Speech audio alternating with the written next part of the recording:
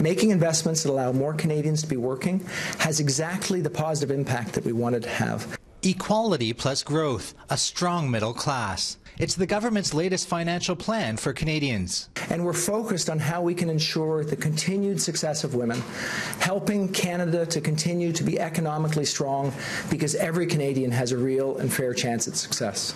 This year's budget was written within a gender equity framework, focused on including and advancing women's contributions and equity in the workforce.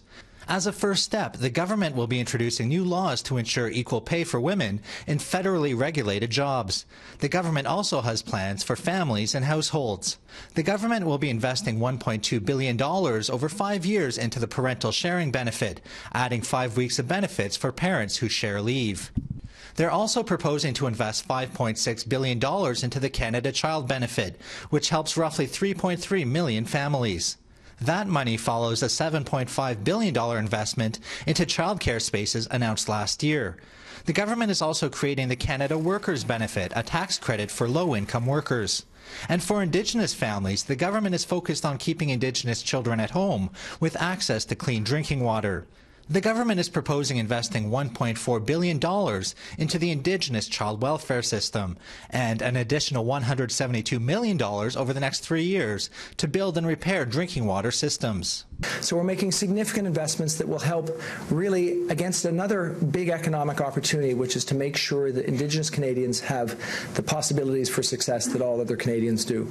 Other highlights of the budget include the creation of an advisory council on the implementation of national pharmacare and investing $231 million over 5 years to fighting the opioid crisis. There are also plans to exempt an excise tax on low-THC medical marijuana products, something critics had been calling for. John Geddes is the Parliamentary Bureau Chief for Maclean's magazine. On the overarching themes, very much as advertised, the minister's trying to emphasize gender equity, equality, innovation, the kinds of things that Minister Morneau is kind of trying to put his personal stamp on. Back on Parliament Hill, the opposition is not judging the budget by its cover. Justin Trudeau promised that he would only borrow $10 billion a year. This year's deficit is $18 billion. Justin Trudeau is failing to balance the budget by 2019, as he promised. It completely lacks any concrete measures to combat income inequality.